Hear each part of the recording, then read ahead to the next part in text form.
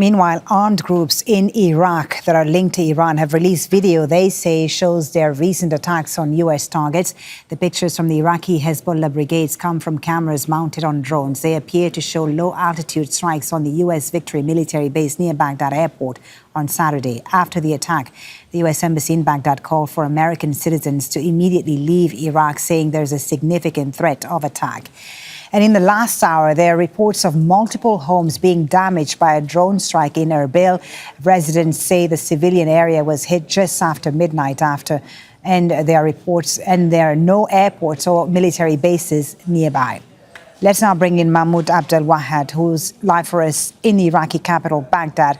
Mahmoud, we're hearing in the last hour about an attack at Baghdad airport. What more do you know about what's happening there?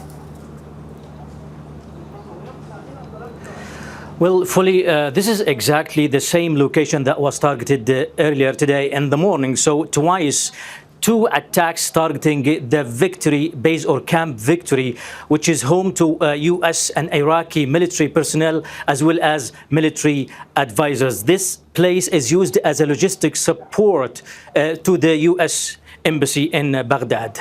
Security sources say that this latest attack targeted the camp with 3 drones and 3 missiles. We do not know for certain whether or not they were intercepted, the scale of damage, whether or not there are casualties, but security sources told Al Jazeera that they have found the rocket launcher that targeted the Camp Victory earlier today in Al-Radwaniyah in west of Baghdad. As I said, this is the second time this camp is targeted today, and it comes less than 48 hours after the US Embassy was targeted in the capital, Baghdad. We understand that this is also in terms of the conflict between the United States, Israel on the one hand, and Iran on the other hand, because Iran-aligned armed groups have been always vowing to retaliate the death of Ali Khamenei, the late supreme leader of Iran, and also to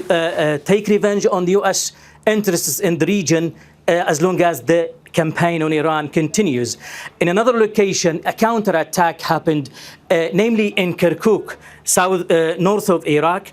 2 Popular Mobilization Forces locations were targeted by US airstrikes. One targeted the location of brigade number 40 for the Popular Mobilization Forces, and that resulted in 4 injuries among the Popular Mobilization Forces military individuals, and the airstrike caused a huge fire in location. The second was south of Kirkuk, namely targeted the brigade number 16, also belonging to the Popular Mobilization Forces, and we do not know for certain the scale of casualties in this latest attack. But generally speaking, Iraq has turned into a secondary battlefield on the margin of the conflict going on in Iran. As you know, that the Iran-aligned armed groups have been carrying out dozens and dozens of attacks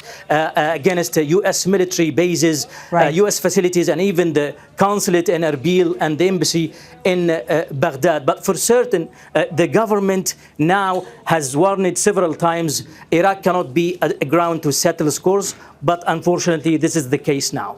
Mahmoud, thank you very much for that. We'll come back to you, of course, for the latest on the situation at Baghdad airport. Mahmoud Abdel Wahad, our correspondent in the Iraqi capital.